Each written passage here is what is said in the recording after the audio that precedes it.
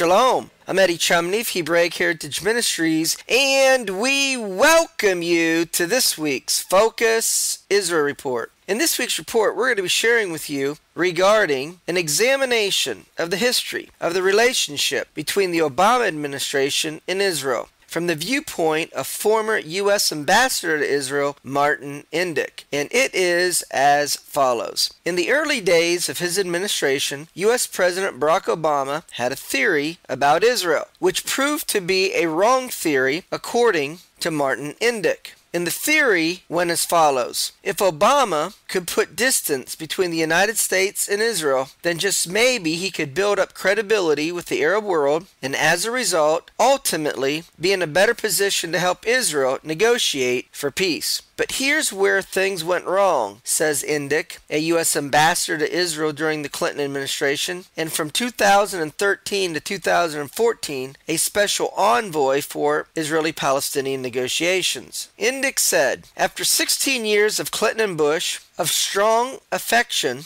and friendship with Israel, the Israelis really didn't like the change that they were seeing toward Israel from the Obama administration. Obama's theory about the peace process cost him support among Israelis, which meant he couldn't persuade Israeli public opinion on the issue. And as a result, if Obama couldn't persuade and influence Israeli public opinion, then the Arabs had no use for the role of the Obama administration in the peace process. In an interview with Martin Indyk, he explains that, among other things, in the relationship between the Obama administration and Israel, that Obama essentially wrote off Netanyahu in Israel after Obama's 2012 re-election. Indyk was asked the following. Let's go to the beginning of the Obama administration. There is, we discovered, as we talked to people, a kind of an effort in the first ambitious efforts by Obama to say, I'm going to do something different about Israel than anyone else has really tried to do. The word distance starts to be used. The word daylight starts to be used. There is talk that if we could reach the Arab world, we're going to have to reach them and not look like we're pandering or throwing arms around Israel. And there are a number of missteps that people we talk to say occurred. I'm not assuming you're inside any of those conversations, but you're watching and you're hearing, and you have some thoughts about it, I'm sure, so share them. Indyk replies, President Obama had a theory of the case, which was that George W. Bush had embraced former Israeli Prime Minister Ariel Sharon, and then Israeli Prime Minister Ehud Olmert, and during those times there was no daylight between the United States and Israel, and this hadn't produced a desired peace agreement between Israel and the Palestinians. In the meantime, the relationship between the United States and the Muslim world were at a low point, so Obama believed that he needed to rebuild the relationship with the Muslim world. Hence, after being elected President of the United States, he made a speech in Cairo, Egypt. And in doing so, in that speech, he put some daylight between the United States and Israel, gaining favor with the Arabs and the Muslims, which Obama believed would actually help in negotiations with Israel. So it was Obama's theory that if the United States had more credibility with the Arabs and the Muslims, that he would be more in a position to help Israel make peace with them. That was the context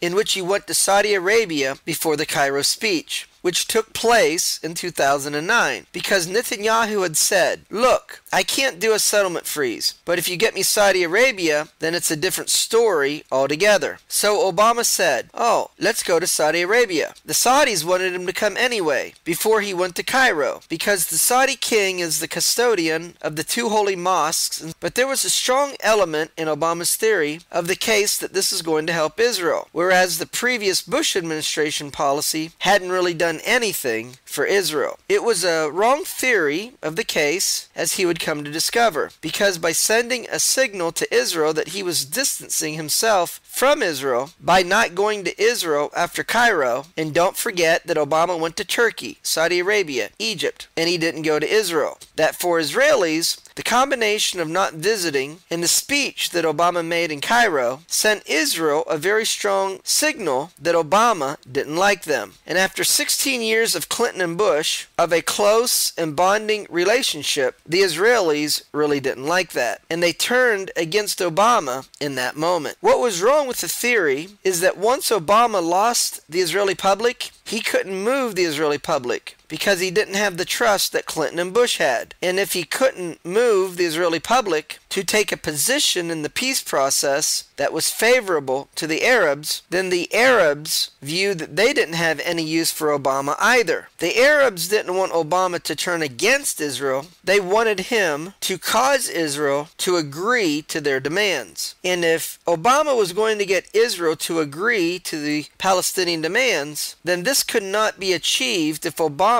didn't also have a close and strong relationship and trust with the Israeli people, if not also as well as the Prime Minister of Israel. And it took Obama a long time to appreciate that he needed to do this. So Indik is asked, how long did it take for Obama to realize that he erred in judgment and erred badly? Indik answers, immediately after his 2009 Cairo speech, it was crystal clear, very clear. I remember talking to an Israeli journalist, a very senior journalist, whom the United States cleverly had invited to Cairo to hear the speech. And this journalist called me from Cairo, and he said, this is a disaster, a total disaster. And so I told him, tell U.S. Chief of Staff Rahm Emanuel, tell him, because they need to do something about this. This is really going to lose the Israeli public. Indik was asked, when Netanyahu came to that first Oval Office meeting, and it went very badly, because basically his Chief of Staff Rahm Emanuel said to him, as we heard it, you've got to back this guy into a corner, referring to Netanyahu. The only way that you're going to ever get anything out of him is if you back him into the corner. And that means press him hard on the subject of, and Indik replies,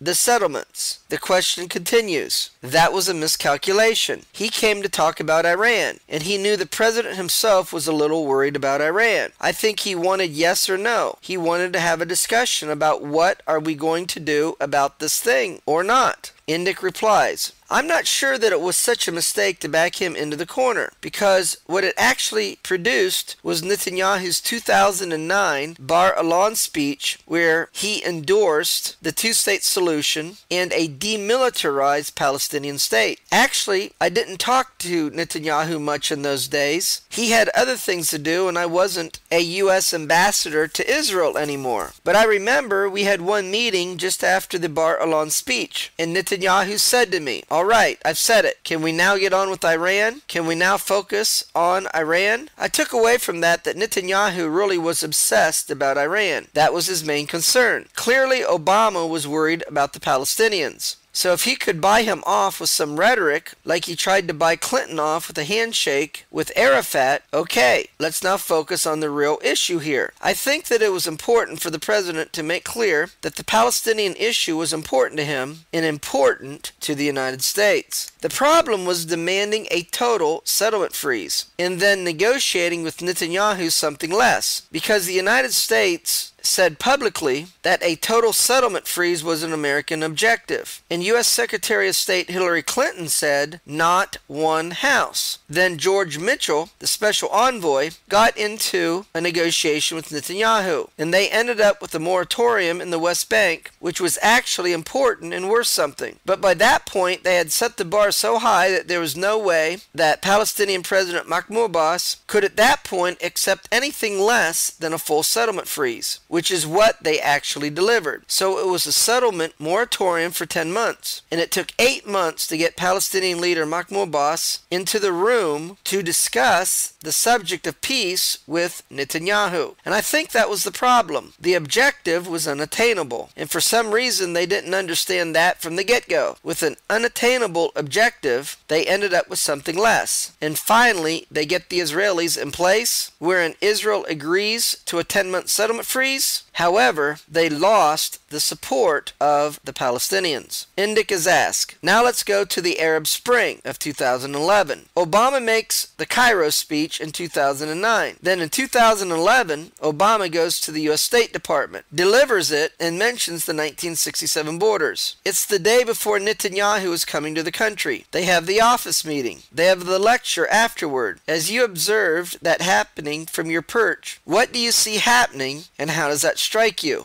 Indik answers, it was not an attempt to ambush him. It was just that typical situation where when the fights within the U.S. government get sorted out, nobody has any energy to remember that they had better tell the affected parties about what they're going to do. And that happens quite regularly. And that's what happened in this case. But from Netanyahu's point of view, he was convinced that this was an attempt to ambush him and embarrass him and put him in a situation where the president was, from Netanyahu's point of view, weakening Israel's negotiating position by declaring that Israel must return to the 1967 borders. Netanyahu got furious about it, and I think that marked a turning point in the relationship between Obama and Netanyahu. It hadn't been good up to that point, but at that point Netanyahu became convinced that Obama was out to shame and embarrass him, and Netanyahu wasn't going to allow him to do that. So when things continued, wherein there was a disagreement between the Obama administration and Israel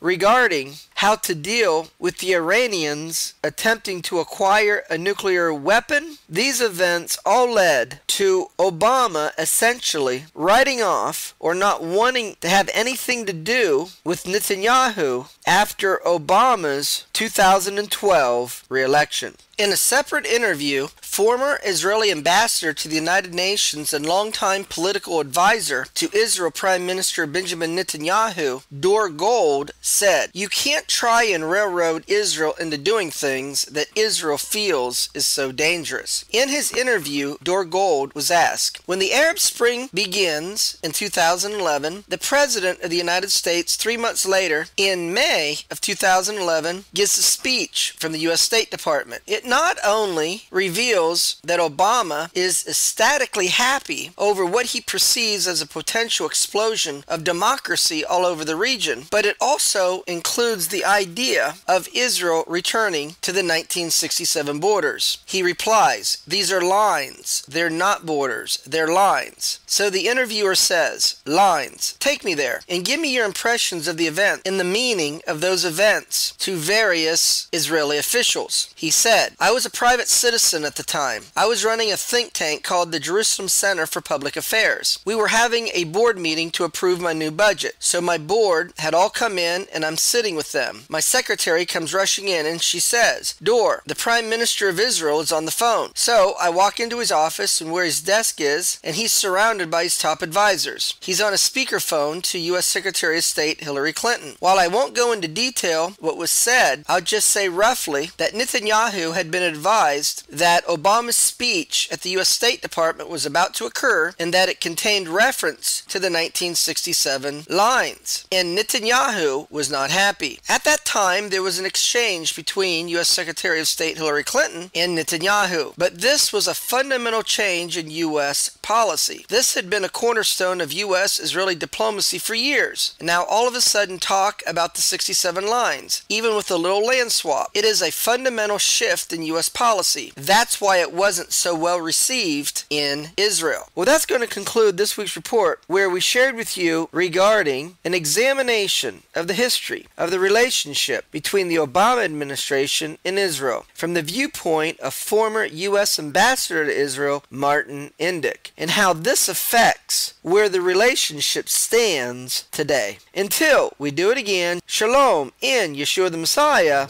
Amen.